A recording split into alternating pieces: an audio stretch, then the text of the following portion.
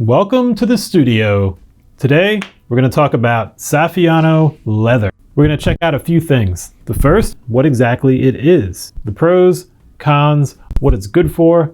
So with that, let's dive right in. The pattern can be printed on most any leather type as well as quality, but most often, this is used on a chrome tanned leather, which means the leather underneath is a little bit softer. And it is firm, yet flexible, and the surface is generally scratch resistant and pretty durable, and has some water resistance properties as well. And this is largely due to an artificial wax coating that is applied as a finishing layer on the top. And so while it could be used for most any projects, it's most often used for fashion goods because they're kind of worn and exposed to the elements day to day. So it provides a really highly stylized look while also being pretty durable, and scratch and stain resistant. It's a pretty versatile and well-known leather. So let's learn a little bit about where it came from. In 1913, in Milan, Italy, a gentleman named Mario Prada was looking for some of the finest leathers for his goods. He wanted to develop a unique leather that would be really strong, durable, and great looking. It needed to perform well for local and international travel, which a lot of his customers were doing at the time, and they wanted some of the best. So he decided to invent the Saffiano leather. Being in Milan, near some of the finest tanneries and producers in the world, it was perfect. So Mario partnered with one of the biggest tanneries in Milan, and they made a unique leather called Saffiano leather. What made it unique was that the texture and the layering of the leather was different than what had ever been done before. So Mario was able to obtain a patent on this material, and that would help ensure that only Prada could produce it for many years to come. And that also gave him a competitive advantage in the marketplace, which we'll later see helps the name become very popular around the world. So in 1913, the Saffiano leather bag was introduced. It was a handbag, and it instantly sold well, and it became the first of many successful products for Mario Prada in the early days. Basically, Saffiano leather was a hit, and he owned the rights to it. So in the modern day, once the patent had expired, other companies wanted to explore the use of the material as well, and they wanted to offer it to their customers. So in the late 90s and early 2000s, a lot of designer handbag manufacturers included the Saffiano style leather. So within that time, the production process has evolved too. Let's take a close-up look at what this material looks like. At the top, we could see a lot of small ridges and kind of little bumps and structures on the surface of that material. And that gives it a few different things. One, it gives it a little bit of strength because you've got this plastic surface that has been applied. And two, you get some scratch resistance because even if you do see a scratch, it's not going to be as noticeable per se since the entire surface has some texture to it. So it's a relatively unique and useful surface for a leather. Looking at the bottom, pretty smooth grain pattern. The grains are a little bit larger, though you could see them flatten down in the tanning process. So even on the inside, it's going to be relatively soft. And as we could see, the leather itself is relatively flexible.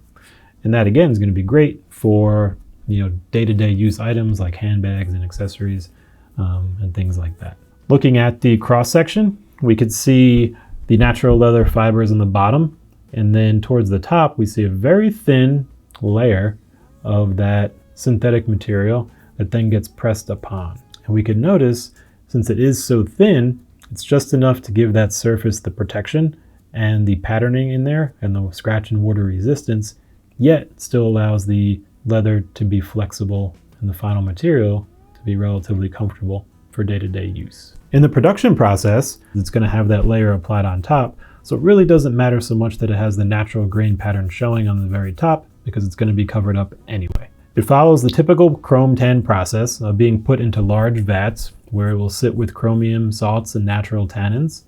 And once the leather has been tanned and preserved through that process, it moves to a new vat containing dye to color the leather. After that color is added through the dyeing process, the signature print is stamped onto the surface.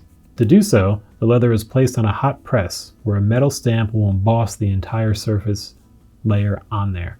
Traditionally, the leather will then be coated with a heavy wax finish, but some manufacturers have opted for a lighter finish to allow for a more natural feel to the leather material. For production volume, it's estimated that around 200 million square feet of Saffiano leather are produced each year. The key countries for production include India, China, and Italy, and the biggest exporting country is India.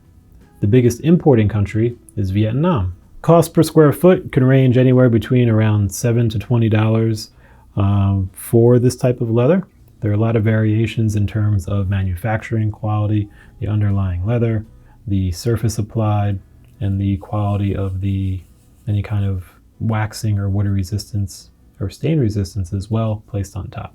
So that speaks to some of that wide range in price, but like most things, you could find different qualities depending on where you look and what you're trying to use them for. All right, let's check out some pros and cons. For the pros, Saffiano leather is used to create a very wear-resistant, visibly attractive, and relatively strong leather. The protective coating that's added achieves this, as well as providing some other benefits. It's easy to maintain. It has enough rigidity for most items to give it some structural support, yet still being soft and flexible enough that it can move and be comfortable while using, opening, closing, wearing, things like that.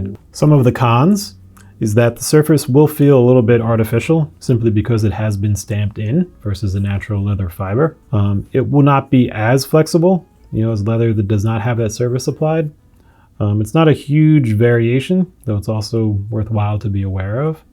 And for crafting, it can be a little more difficult because you do have that surface that you're working with, and so you want to make sure that both that and the edges that you're cutting are trimmed well and protected in the finished product so that that surface does not begin to peel or crack or anything get, under it. Good uses include, popular personal accessories like handbags. It's probably one of the most well-known uses that it has. It's also great for wallets, watch straps, keychains, pretty much anything in a high-end, luxury fashion product. Saffiano leather could be a good candidate. Now, when you're working with it, there are just a couple things to keep in mind.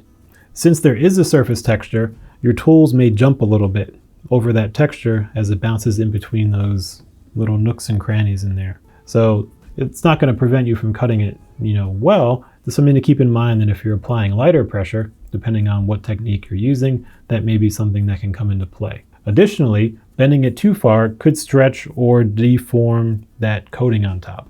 So while you probably won't be stretching or bending things that significantly during crafting, it is something to be aware of that would leave a more permanent result in that surface. And a way around some of that is when you're working with it, you could work from the back side rather than the front.